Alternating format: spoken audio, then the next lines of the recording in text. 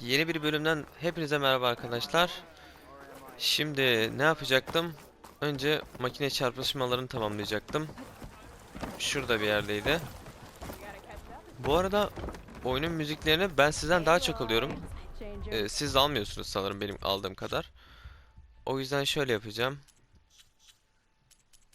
Ama bunlar zaten fullde. Yani nasıl arttırabilirim müzikleri bilemiyorum. Müzikler cidden güzel. Duymanızı isterim ama hem benim sesimden hem de ortam sesinden müzikler çok az geliyor. Neyse ya. Yapacak bir şey yok galiba. Hadi bak. Aa dur. Petra orada. Şurada bir yerde. Evet orada. Neyse tamam. Bunu bitirelim sonra Petra ile bir kadeh atalım.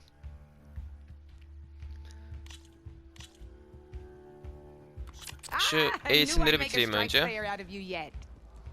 How about this time I tell you how to use a board's terrain to your advantage? This one's got all the different terrains you can encounter in a game of Strike.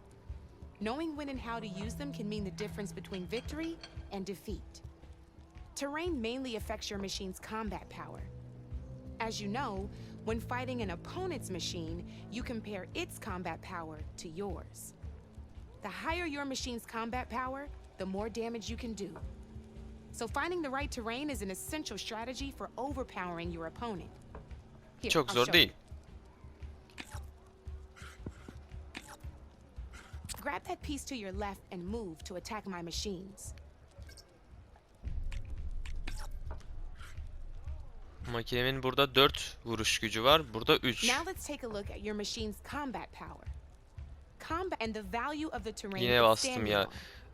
Since your machine is attacking, it's using its 2 points Tam of konuşma attack bitti power. diyorum. Tamam artık It's oynayabilirim also diyorum. standing on Konuşmaya forest geçmiş terrain oluyorum. with a value of 1 point. Add those together and your machine has 3 points of combat power. My machine is standing on grassland terrain with a value of 0 points. It's also not attacking, which means their attack points aren't in play. So my combat power is 0. This means your machine can do 3 points of damage. Bırak da vereyim o zaman. Go ahead and test it out. There you go. Now, choosing the right terrain doesn't just improve your offense. It can also help defend your machines from attack. Grab your other piece and place it in front of my second machine. Since your machine is attacking, it's using its 2 points of attack power. It's standing on grassland terrain. This terrain has a value of 0. This means your machine's combat power adds up to 2 points. My machine can't use their attack power since they're defending their position. But they have the higher ground. They're standing on forest terrain, which is worth 1 point. This means my Yüksekte combat olan power makine adds up daha to fazla 1 vuruyor. point. Aynı zamanda Now, daha the fazla front of my zırhı machine var. is colored blue. Tamam. This means that the spot you're about to attack has armor protecting it. Ayrıca mavi tabakası da Which means öndeyse my daha çok machine hasar gets an soğuruyor. extra point, giving it a total of 2 combat power points. If we compare the combat power of both machines, you'll see that you won't be able to do any damage. Whenever you're unable to top an opponent's combat power, you can still choose to attack and break their machine's defenses instead. Go ahead, try it out and see what happens. See? When you break a machine's defenses, you can knock it backwards. Eğer mavi bölgeden Sure, vurursam both our bir birim machines geriye will receive atıyorsun. 1 point of Tamam. damage. But knocking my machine off that terrain makes it more vulnerable to attacks. Not only that, if my machine had been blocked from moving backwards, it would have received an extra point of damage. And if my Yani machine had been blocked by şu an another one of Salman'ın my elinin pieces, olduğu yerdeki that bloğun machine orada would have olsa received cana damage as well. hasar alacak. Okey. That's why breaking a machine's defenses is a great way to deal damage to several pieces at once. Makinenin arkasında başka bir Useful, makine right? taşı olursa Okay, o now go hasar ahead and yiyecek. end your turn. There's still one Yani more thing I özünde want to show aslında basit bir oyun. Çok zor değil. All right, as we've seen, the higher the terrain, the more it'll add to your machine's combat power. However, there are 2 other terrains that work a little differently. This is what we call a chasm. Only flying machines can be placed on those. But it'll take away 2 combat points if you do, so be wary. This is marsh terrain. Landing on it will take away one combat power point from most machines. It'll also keep your machine from moving for the rest of the turn. Here, let me show you. Çok Grab that machine avantajsız on bir your zemin. left. See? All you can do now is wait for your next turn to move again. Or you can overcharge your machine to get out of there. You can still attack any nearby enemies so you're not completely helpless. Well, I think that's enough yammering from me for now. Promise it'll all come in handy next time you play.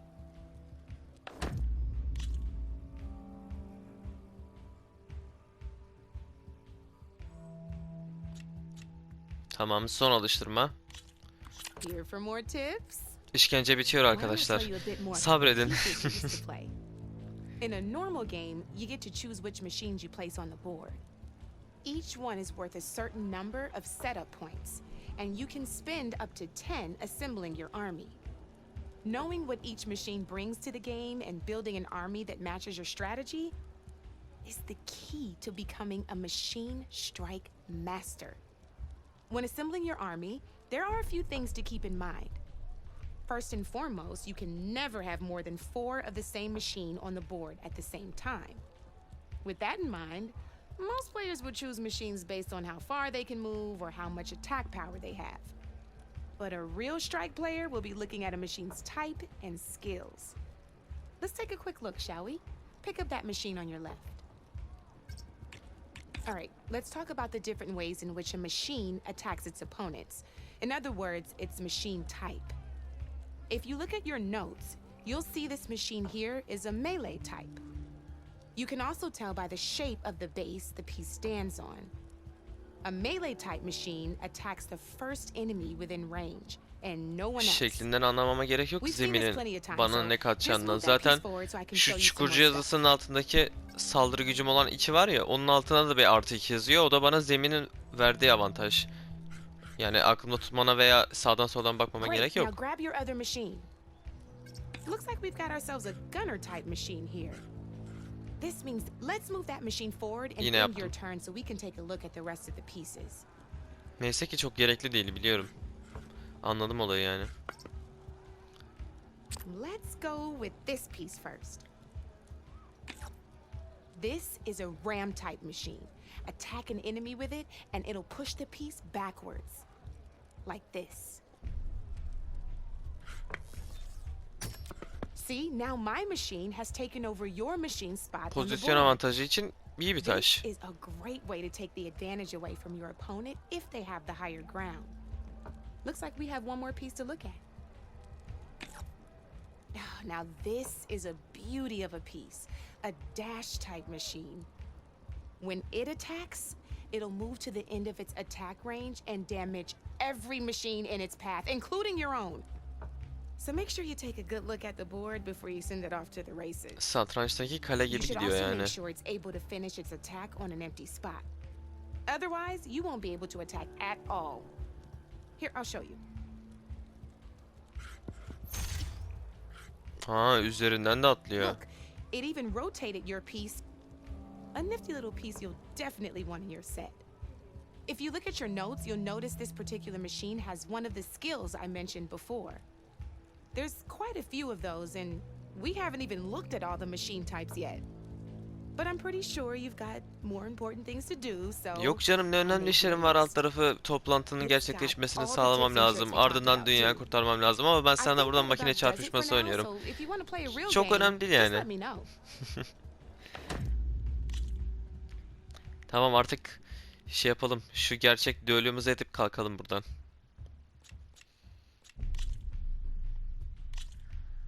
Good luck.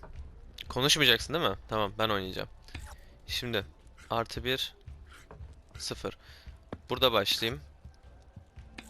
Diğerini burada başlatayım. Çukurcu 2 vuruyor. Bir birim menzilden vuruyor. 2 birim ilerliyor. 4 canı var. Tepe avantajını alıyorum. Burada da aynı şekilde sırayı verdim. Arkasını döndü. Arkasını döndü. Tamam.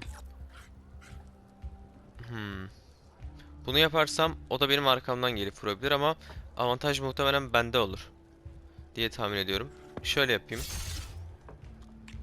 Tamam. Buna da bunu yaparsam biri gitti. O bana tek atamaz diyecektim, attı. Tebrik ediyorum. Tamam. Şuraya geçeyim. Aa, buradan da buraya geçebiliyorum. Tamam, bitti.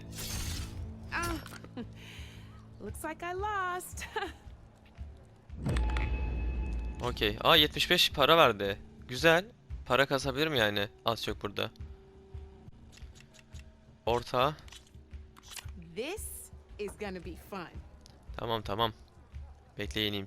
Mızrak boynuz tepelik bir tamam. Aslında sanırım olay şey. Teknik olarak en yüksek noktadaki avantajı sağlamak. Tamam. Şimdi önce şuradaki ortadaki alanı alıyorum. Bunu da bunun arkasına getiriyorum. Tamam.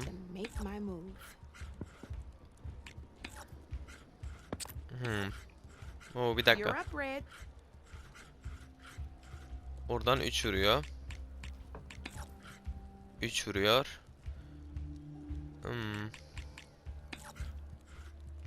Tamam. Şöyle yapsam iyi olabilir.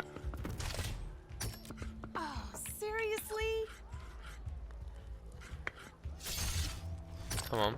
Muhtemelen bir taşıma feda etmiş oldum bunu yaparak. Evet. Ama bir tane.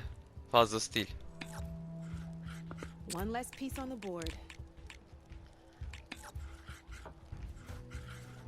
2 3 vuruyor. Vurmuyor. Ya buranın avantajını almam lazım. Ama 3 tane taşı var. Çok sık şekilde dizilmiş. Şöyle yapacağım. Bir tık geriye çekeceğim. Buranın avantajını alacağım. Alamıyorum. 2 taş hareket ettirdim. Arkasını bana döndü. Acemi. Şöyle yapsam 3 gidiyor. 2 gidiyor. Bir dakika, bunu bırakayım. 3 Dönemiyorum değil mi ya? En fazla bu kadar oluyor. Tamam.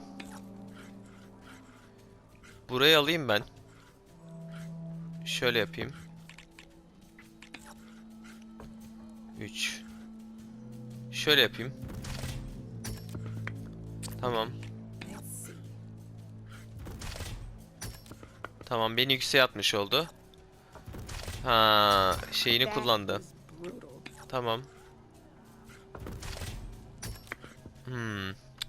İşler pek istediğim gibi gitmiyor. Hem de hiç gitmiyor. Dostum dur.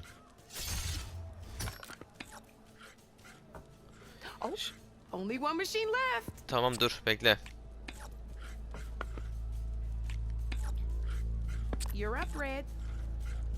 Aldım. Sonra buraya koydum. Mavi tarafını öne çeviriyorum. Tamam. Son bir makine kalınca o makineyi 2 tur oynatabiliyorsun. Oynatta asik. Bu pek iyi olmadı. Tamam. Tamam, tekrar. Burayı kesmeyeceğim çünkü güzel oynadı. Tebrik ediyorum. Şuradaki avantajı o aldığı için muhtemelen öne geçti. Şu ortada 2 tane tepecik var ya. Bu sefer ben alacağım.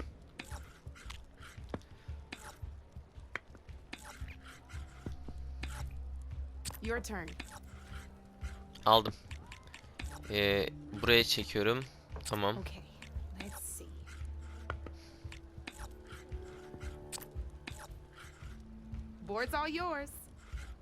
Tamam. Burayı da ben aldım. Ha, buraya vurursam iyi olur aslında.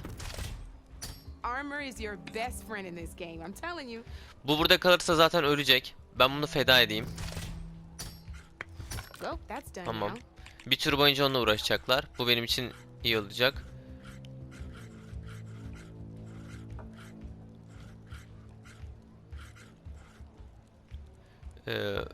Ben tepeyi alacağım. Tamam. Tamam, bir taşını onu öldürmek için kullandı. Knocked right off the board. Tamam. Bunu öldürebilirim. Tepeye alıyorum. Aynı şekilde. I'm up.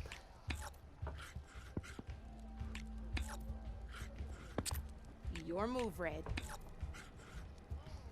Güzel hamle. Güzel yakaladım. Knocked right off the board. İyi oldu. 2 2 2. Şöyle yapacağım. Bunu vuracağım. Sonra bunu feda edeceğim. Yani feda edeceğim derken 2 canını verdim. That ain't good. Güzel. 5 canlı olanı bıraktı. Bir hamlesi daha var. Öldüremedi. Piece left. That sure dampens the forge. Tamam. Görüşürüz. Bu Board's sefer on daha you? iyi oynadım. Oh, Güzel. thought I had that one. Güzel de aslında epey eğlenceli yani böyle hızlı aktığında. Ve zor. Tamam. Let's do this. Olur da makine çarpışması bana keyif verdiği kadar size de vermiyorsa zaten şey yapacağım. Aşağıdaki zaman dilimlerini belirteceğim şuradan şuraya kadar diye. Atlarsınız hemen. Şu an makinelerin özelliklerine bakmadan, ki zaten çok özellikleri yok. En fazla tepelik olduğunda artı bir savaş gücü falan alıyor. Direkt diziyorum. Oha, bu bölümde bayağı savaş makinemiz var. Tamam. Şuraya alırım. Oha! O ne? Nasıl atladı oradan? Ne oluyor? Bir dakika. Ne bu? Çakal bende var değil mi? Çukurcu. Varmış bende de. Nasıl bir mezili var? Bunu buraya çıkartıp saldırıyorum. Thank the forge you hit armor. Tamam. İkinciyi saldırmayacağım.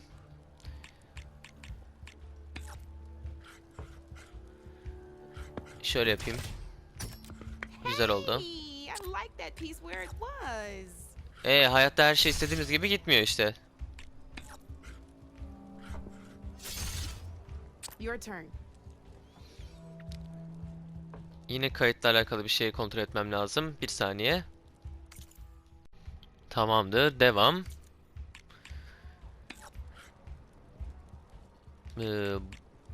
Böyle yapsam daha iyi olur. One less piece on the board. Şimdi ben burada kalırsam burayı alır. O yüzden ben ondan önce geleceğim. Burayı alacağım. Böyle yapayım. My turn.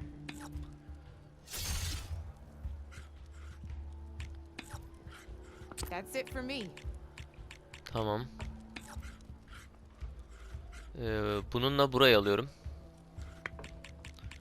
Bununla da bunu yok ediyorum. Ah, off the board it goes. Kaç vurdu? Göremedim. Bir, tamam. Benim yerimi aldı. Şimdi tek atabilir. Atamadı. Wow, çok güzel beni sıraya Your soktu. move, Red. Tebrik. Cidden tebrik. Şimdi bu mızrak oyunu. Tamam. 3. Şimdi bir kere benim bunu buradan kurtarmam lazım. Tamam. Şunu feda edebilirim. Hatta edeyim.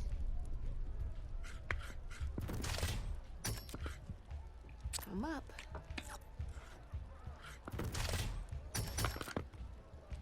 Well, that's done now. Neler yapabilirim? 2. Şimdi bunu yap. İşler karıştı.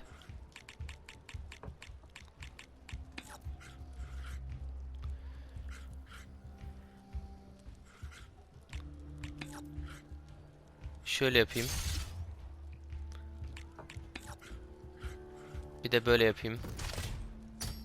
That was brutal. Yok, tamam. Okay, let's see. Tamam, o oradan indi. Oraya geçebilirim. Your turn. Geçemiyorum. Geçebiliyorum. Aslında burası daha avantajlı gibi. Buraya geçeceğim. Bunu da buraya geçireceğim. Tamam. Şu sağdakiler biraz korumasız kaldılar, 2 kişi.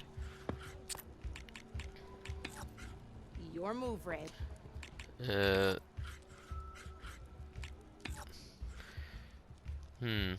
tamam. 2. Onu oraya çıkarsam hiçbir şey değişmez. 2. Yerine geçiyor muydu bu vurduktan sonra? Umarım geçiyordur. Oh. Oh. Bu iyi olmadı. Tamam. O gitti. İstemeden feda etmiş oldum. Aa. Ha. Tamam. Bir an için umut var dedim ama yokmuş.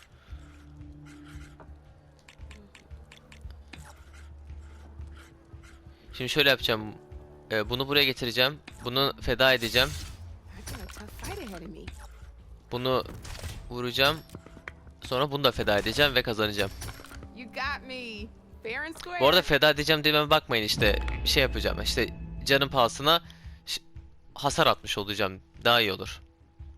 Sonuçta ölmüyor. Yani yukarıdaki ölmedi en azından. Güzeldi. Normalde öyle gerek var mı? Bunu yapınca... Ha, neyse bunu da yapmış olalım. Rakibi takımı seç. Ha, kendi takımımı oluşturuyorum. İlk defa, tamam. Bu arada 22 dakikadır bunu oynuyorum. Cidden çok hızlı geçti zaman. Ne yapabilirim? Bir dakika. 5 can, 1 can, 5 can. Bu kök boynuzları sevdim. 2 kök boynuz atacağım. 2 kazıyıcı. 2 çukurcu atacağım. Böyle yapacağım. Böyleye başladım. Let's play. Tamam. Kök boynuzları şuraya çıkartacağım. Hatta bir kök boynuz orada kalsın. Bir kök boynuzu ortaya getireceğim. Bir kazıyıcı bu tarafa.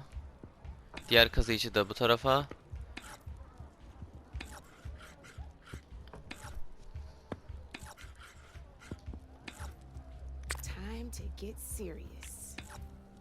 Aldı. Çok hızlı geldi. Oha. Yine şaşırdım. Normalde oradan oraya kadar atlamaması lazım.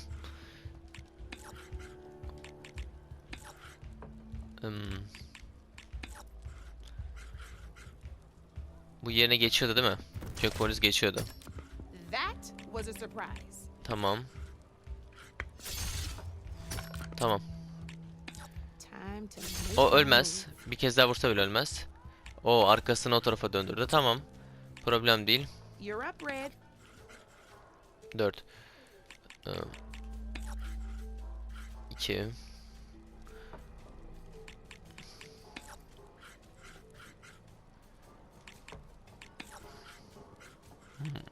O orada kaldı. Pek de iyi olmadı. Neyse, tamam. Problem değil. Ben bunu buraya çıkartıyorum. Bir tane vurdum. Ardından geliyorum. Bir tane daha vuruyorum.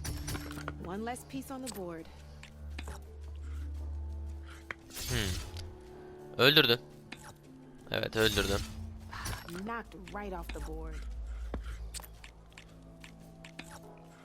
4. Güzel, ben bunu alırım.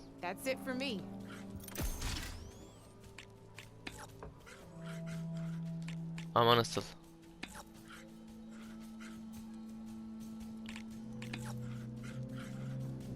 Bu daha iyi olur galiba, bunu öldürmem. Ama orayı bıraktım değil mi ben? Evet, çok büyük hata yaptım. Evet. Kahretsin ya. Hiç mantıklı düşünmedim.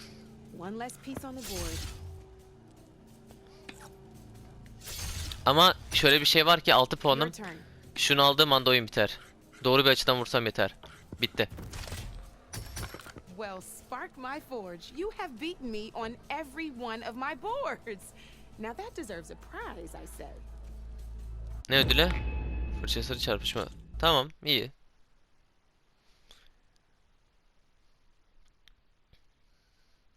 Güzel, fullledim. I'll see you later, Aloy. Çok tatmin ediciydi. Güzeldi. Tamam. Şimdi şurada bir Petra ile konuşacağım. Nerede Petra? Burada. Tabii, seni kıramam ben. Sen bana çok yardımcı oldun. Özellikle o Meridian savaşında. Gün kubbe savaşı. Since when do I do what's expected? There's that spark. Fire and spit. Fire and spit. Bu oseramlar, yani böyle işte hurdayla uğraşanlar, ekipman yapmakla uğraşanlar sanırım ateş ve fırını kutsalları olarak görüyorlar. Ateş ve ocak. Fırın demişim. Take your pick. We got bodies to bury from the bristlebacks, the work stoppage, Olvin grating the gears about his concession decree. Hey! Weapons off the table! Ah, don't listen to me. Nothing a cold brew and knocking some heads together can't fix eventually.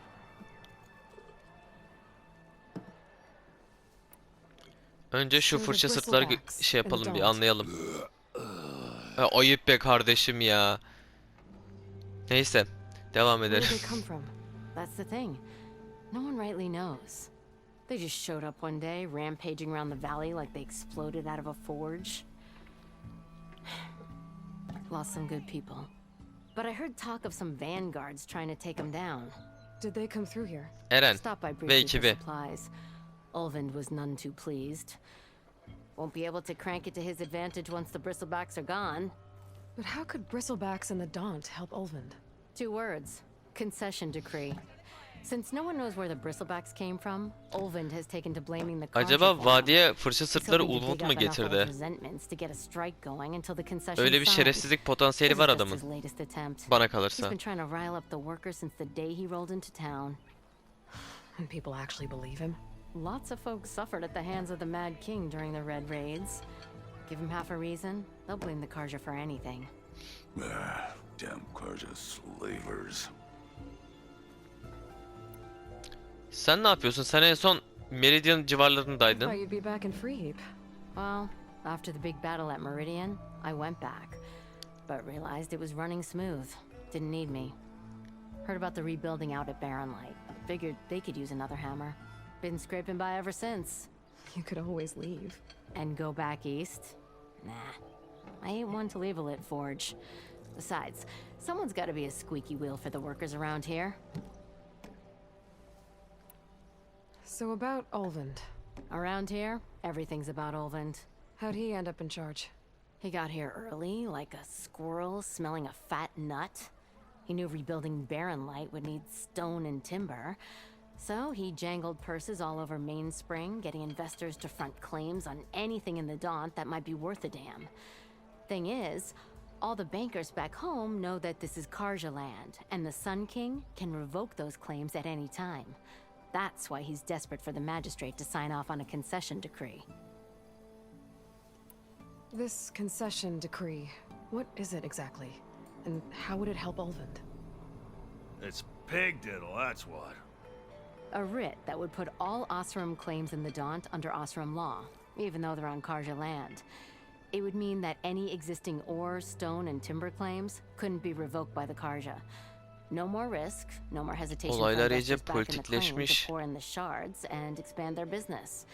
And since Olvind has a stake in all those claims, it would make him richer than a scrapper in a junk heap. Not to mention Chainscrape would become an Osram municipality, so he could buy enough votes to call himself an elderman. He's a sly old badger, I'll give him that.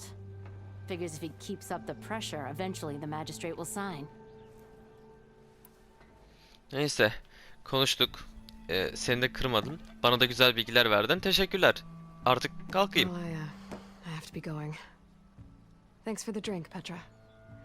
I'm glad I stopped by. Anytime, Flamehair.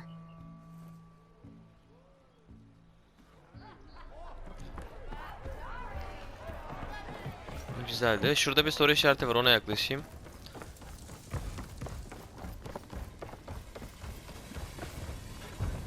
Aktar gibi bir şey mi bu? Ne? Açık değil. Niye şeyler çalışmıyor? Şeyler çalışmıyor. Ulvund'un imtiyaz kararı yüzünden. İşte okçudur, zırhçıdır, işte bu iksircidir falan. Kimse çalışmıyor. Milduf dışında. Tamam. Şurada bir şey var. Oraya bir bakacağım. Çarpışma çukuru. You wanted to speak to me?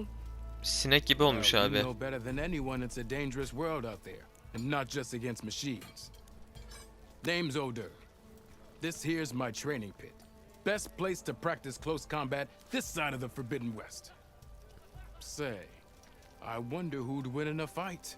You, the savior of Meridian, champion of the East, or the Enduring, master of the West.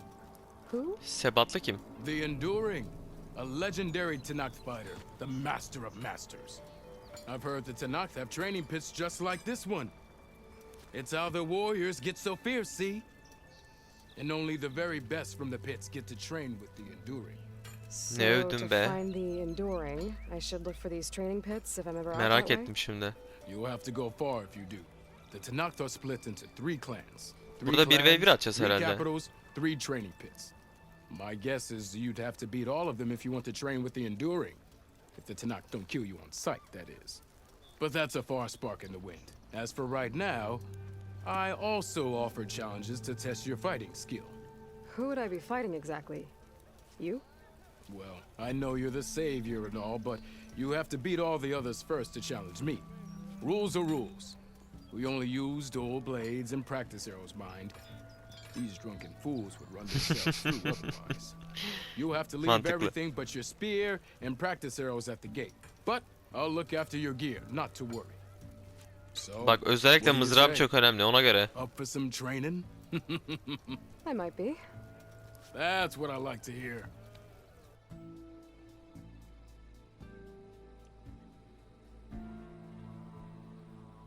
Anladım. Eğitimler. Hafif saldırı. R1 düğmesine bas. Zormuş. Bakalım nasıl yapacağım. Ignoring me again?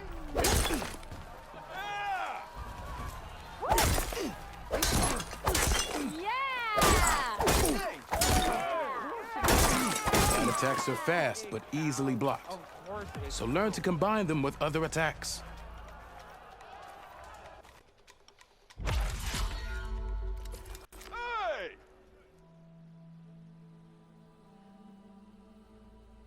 Tamam, bu tikle. Ağır saldırı.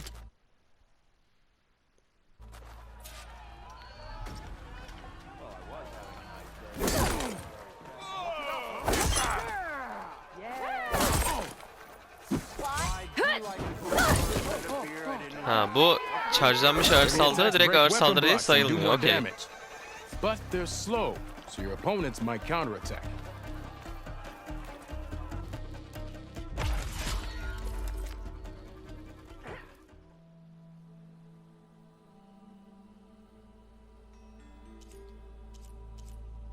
Ha, güçlü saldırı diye geçiyormuş. Tamam.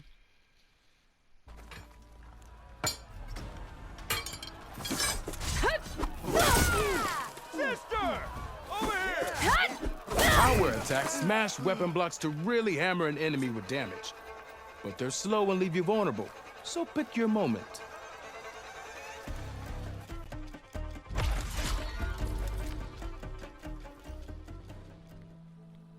Diğerlerinde niye kilit vardı? Durum kilitli. Yetenek ağacını... anladım. Bunları yetenek ağacından açmadan yapamam. Diğerlerine bakayım bir dakika bir. Düello. Gard indiren. Çarpıcı patlaması. Saha şefi düellosu. Ne alıştırmaya gerek yok. Tamam. Güzel. Bunu da hallettik. Haritada başka soru işareti kalmadı. Şurada bir yan görevcik var. Oh, drop the act.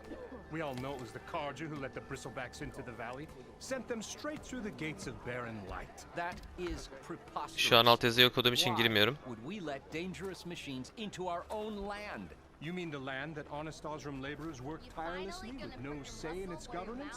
The land that, should you sign the decree, Oh, you and that damned concession decree. would be managed by the people who actually live and work on it. Tamam. What do you want, Ulvund? Some kind of payment? My dear magistrate, you think I can be bought? If you want that whistle blown, all you have to do is have your soldiers remove the bristlebacks and sign the concession decree. Face it, What other choice do you have? Bak bak adamı zora sokuyor. Ben çözeyim de problemi, göt ol. Savior, what auspicious timing. Might we discuss Böyle a insanlar matter benim of üslubumu importance bozuyor, to çok the sinirlendiriyor Sanctum? ya. We might. Dünyayı kendi etraflarına Very dönen well. sandan insanlar. Shall be waiting. So, the savior herself. Walloper of Derval, gutter of use. Maybe. Çok konuşma. I've heard many tales of your beauty and heroics, my fierce lady warrior. Olfand Freeholder, at your service. So, what could have dragged you away from the İpek ve fine şarap silks dolu. and wine of Lan Meridian to bir tane adam akıllı yatakta yattım, o da settlement? proving öncesi yattığım yatak. Your saviorly attention must be needed elsewhere. I'm here for the embassy and The embassy? Why, by the force. Seni ilgilendirmez. Ah. Greater gears for greater matters. Guess that means you'll be moving on. İyi bastı kafan. once I've dealt with any problems around here that need my saviorly attention. Ah, the bristlebacks, of course. Got to get rid of them if you want that embassy to take place. Well, let's get to it, hey? And off you go. Not so fast. You don't seem to have a high opinion of the magistrate? Well, I refuse to play nice to some fancy-robed parchment pusher when my fellow laborers are being bullied, intimidated, and taken advantage of. How noble of you. Noble, ha! Born with a hammer in hand, I was. Nobody handed me anything or dropped opportunity into my lap. Tabii canım Everything I've öyledir. achieved, I've done on my own. And where is this hammer now? The burden of leadership forced me to set it aside. The Carja risk nothing, while demanding that good Osseram gamble with their lives out there. Someone had to step up and say no more. You ordered the work stoppage? Indeed I did. We're laborers, not soldiers. Until the Carja clean up their mess and give us the fair deal we deserve, I'm not risking Osseram lives. Fair deal? You mean your concession decree? It's not my decree. It's on behalf of all the good Osseram laborers of this Ya land şu who do all the backbreaking Mimi work, üslubu while only yapıyor the ya, ben Carja kafayı reap the yiyeceğim. rewards. Sanki çok All önemsiyormuş we're gibi asking for is insanları. the ability to share in this prosperity for a land worked by the people for the people. Right. And just how much would be your share? Only an amount appropriate to my contributions to this community, of course. Of course. Hı hı. If chain scrape is on Carja Herkesten land, daha shouldn't zengin the Carja olacaksın be in şerefsiz. charge? Who appointed you? The sensibilities of good Osseram folk, of course. Eloy sapla. You think a Carja can Sapla head this şuna. whole venture? Ah! The magistrate can barely make the trek from Barren Light without losing a few screws. So you have no real authority then. People only follow you because you say so. Loudly. Anyone who has followers has authority. I've been with Chain Scrape from the beginning. I mean, I'm practically its founder, and its honest folk know I'm indispensable to its success.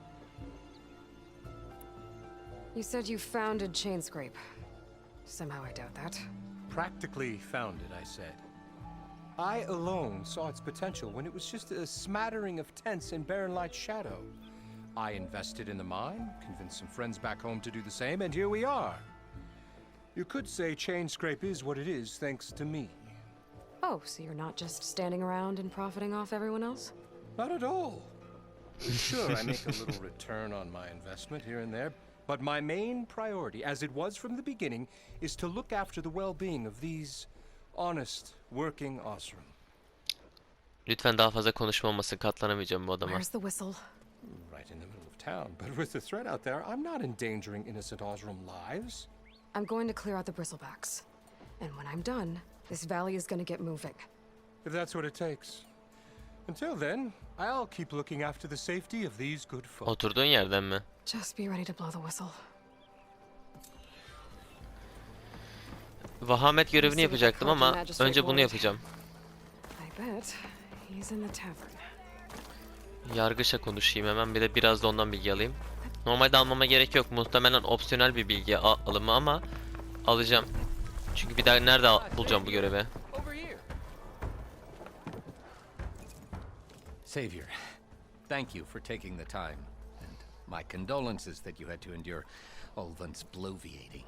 I've dealt with worse. It sounds like he's really trying to put you over the barrel.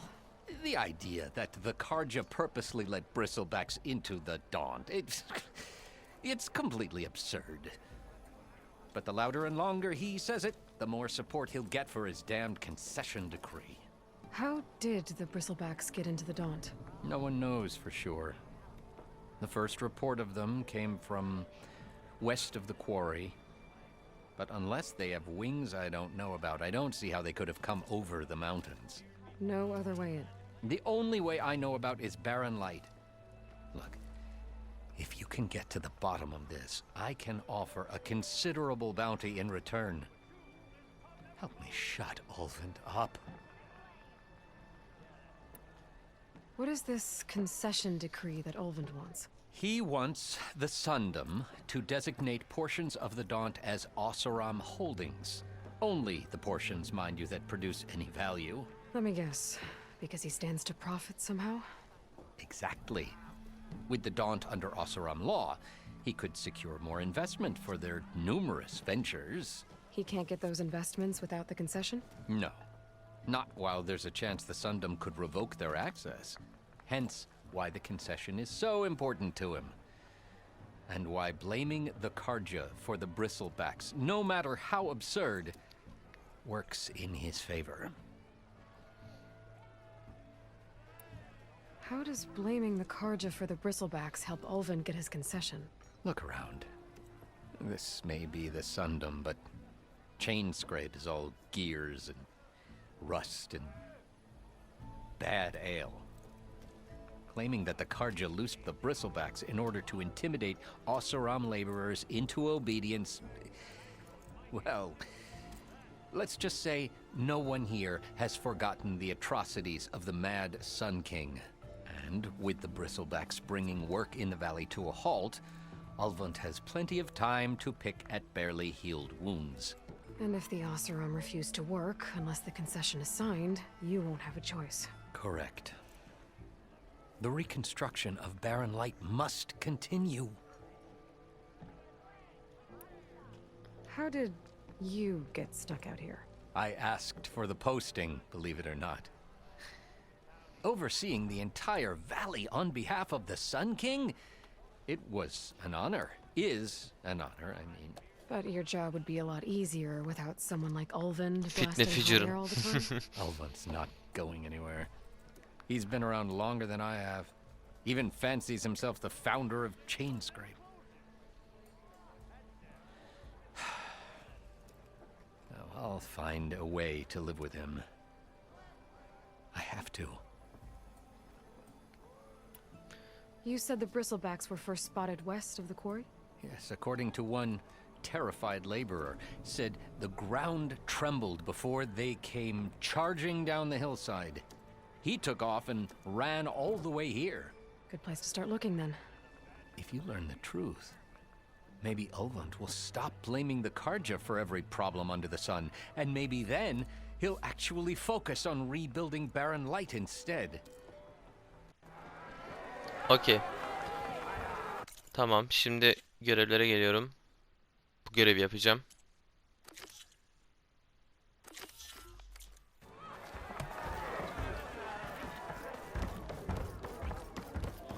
Biliyorum, konuşma kısımları falan biraz uzun sürdü.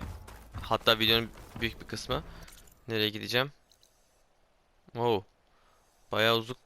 Konuşamadım. Bayağı uzakmış. Tamam.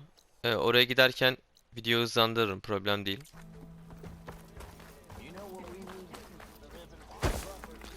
Ama yanıma alabileceğim bir charger olsa fena olmaz.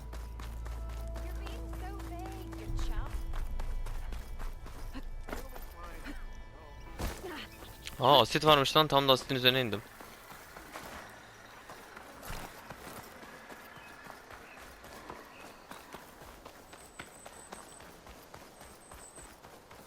Bu ne?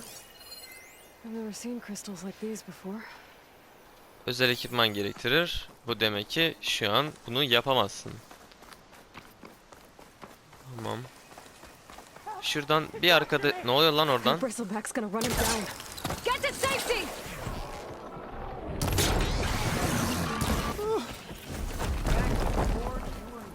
Get inside until it's safe. Şöyle. Alayım hemen bunu. Hadi görüşürüz. Oha. Pek görüşürüz olmadı. Koş Charger, koş.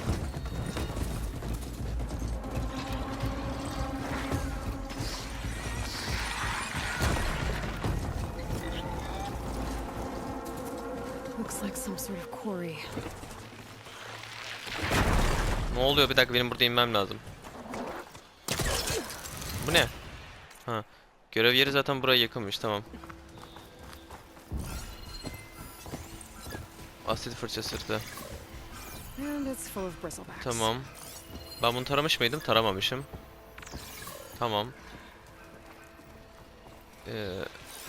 Şimdi şöyle yapacağım. Buradaki fırçasırtları temizleyeceğim hemen.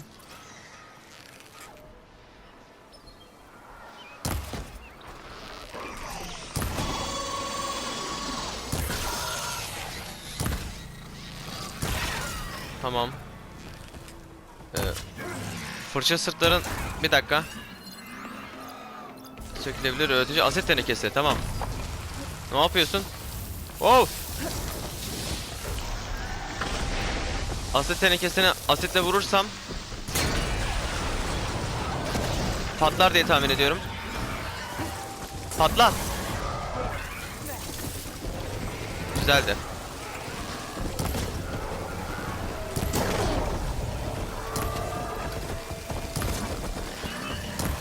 Asit etkisi sanırım buzla aşağı yukarı aynı etkiye sahip. Zayıflatıyor makineyi. Ama yavaşlatmıyor.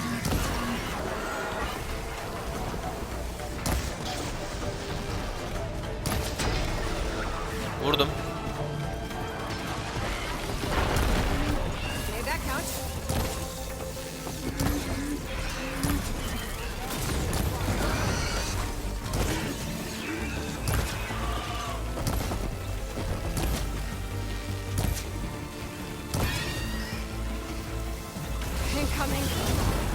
O ne lan? Asit. Bu da ateş. Ortalık manyak bir hal oldu.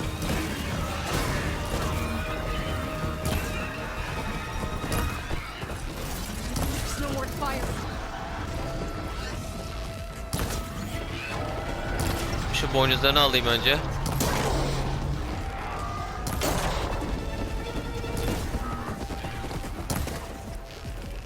Durun be, gitme, dur.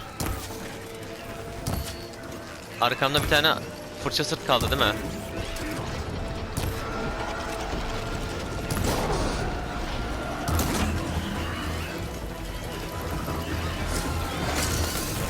Amanın.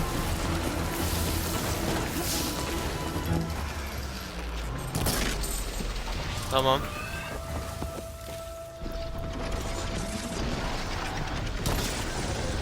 Vuramadım.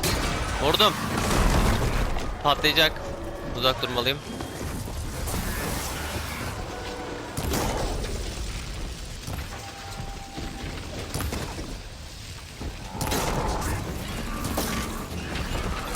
Hop. Oha. Oha. Beni toprağa gömdü. Oha.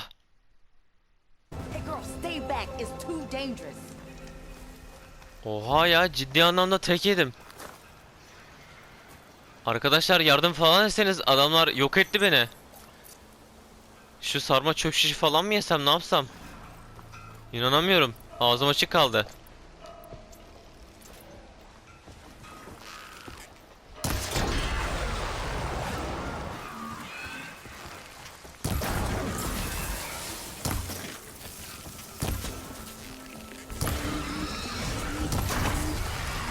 Geliyor. Onu dojlamadım, öldüm.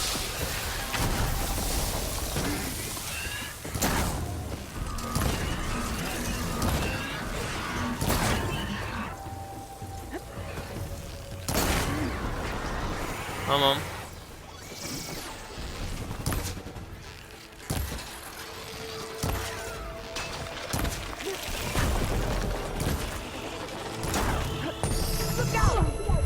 Onu dojladım sandım ama dojlamamışım.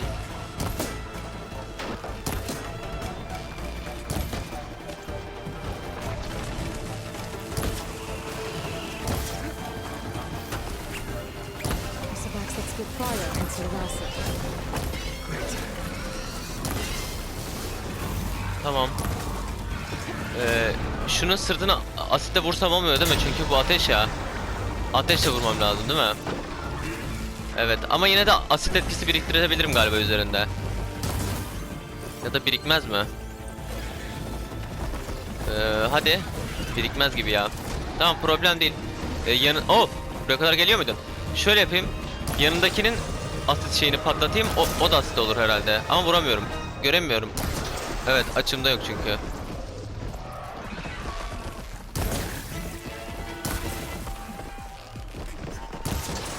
Hadi be. Yok, yakınlaşmam lazım, vuramam. Dojla. Dojlayamadım. Abi kalkamıyorum. İmdat. Bunu yapmakla akıllılık mı ettim bilmiyorum.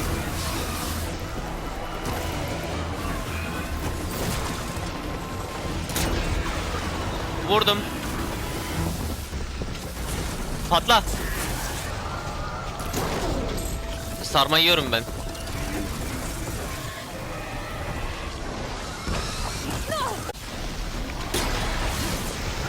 Abi ne oluyor? Rodeo'ya döndü oyun. Oh, bir şey geliyor. Oh.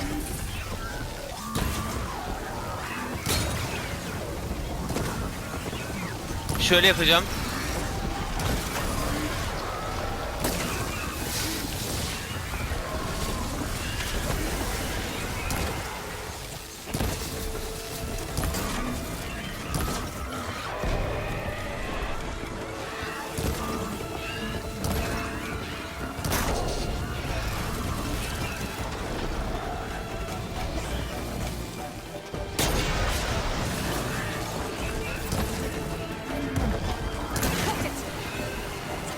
Tamam, sen mi kaldın koca olan?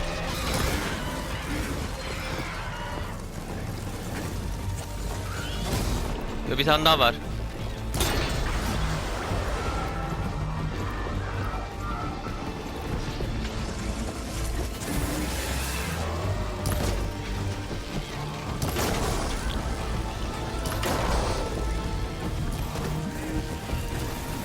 Ne oldu lan ona? Oho! Oho!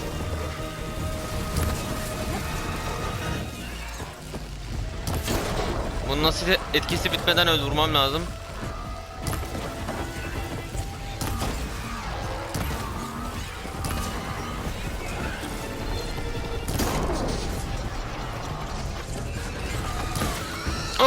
Geçen bunu yediğimde toprağın içine girmiştim. Gerçek anlamda.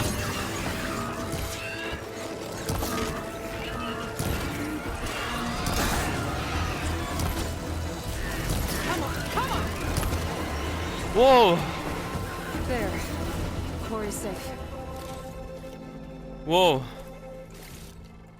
İnanılmaz zor ama tatmin edici bir savaştı. Cidden öyleydi ya. Oh.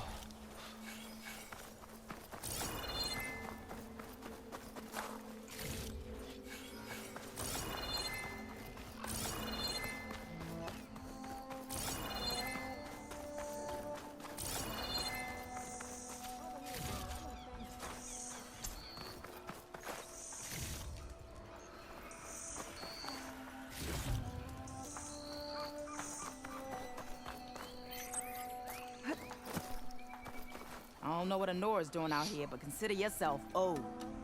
Keşke izlemeseydiniz, ne bileyim, bir iki taş parçası falan atsaydınız, ayıp olmasaydı yani bana. Next thing you know was a full-fledged fracas. Is everyone okay? We lost some good people, but we would have lost the whole quarry without you. Well, at least it's quiet now. Your ears ought to be ringing with a quarry at work, but Chainscrape's whistle ain't blowing, so we're stuck picking up the pieces. You need the whistle to get back to work? Me and my crew were just little cogs out here. Can't lift a hammer till Olvin blows that thing. Because if we work without his say-so, he'll ban us. And my people have been through enough. Bu arada aklıma gelmişken söyleyeyim. Önceden kaç kez söyledim. PlayStation bazen bir saniyelik kesitler yapıyor. Kafasına göre yapıyor. Neye göre yapıyor bilmiyorum yani. Çok araştırdım falan filan. Neyse işte. Bundan sonra PlayStation'ın kendi kendine kesit yaptığı yeri işaretleyeceğim. P yazarım muhtemelen. Anlarsınız zaten benim isteyerek kesmediğimi. Where in Forge Fire did they come from? I'm not sure. At least not yet. I need to get going. Stay safe. Thanks to you, that might actually be possible today.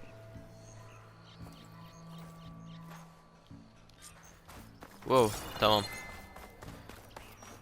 Ya ben Fırçasırtların nereden geldiğini öğrenmek için madene gidecektim.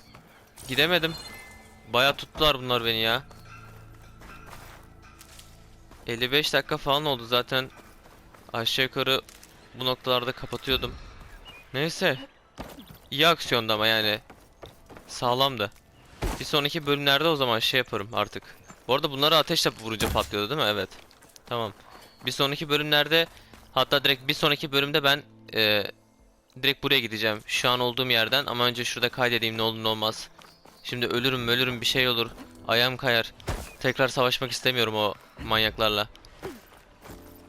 Güzel.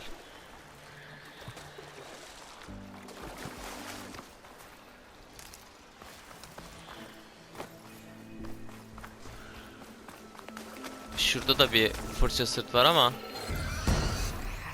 ya hemen ilgileneyim onu da ya. Az vaktim var ama.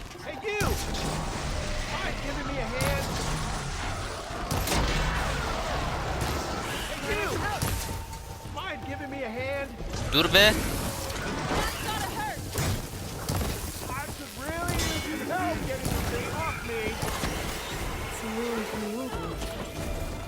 I could find something interesting inside. Ha. Tamam, burayı araştıracağım ama önce bir kaydedeyim, gözünüzü seveyim. Bir şey olacak şimdi. Çok da merak ettim ne var. Ha tamam, burada bir kaydedeyim önce. Oh, yorucu bir bölümdü, özellikle son kısmı. Beni izlediğiniz için teşekkür ederim arkadaşlar. Eğer bana destek olmak isterseniz bu videoyu beğenebilir. Bir dakika Fendurcum, bir şey söylüyorum. Bu videoyu beğenebilir, yorum yazabilir. Abone değilseniz de kanalıma abone olabilirsiniz. Bir sonraki videoda görüşmek üzere. Hoşça kalın. Zaten buradan hemen devam edeceğim yani. Araya zaman girmeyecek. Kaçtım.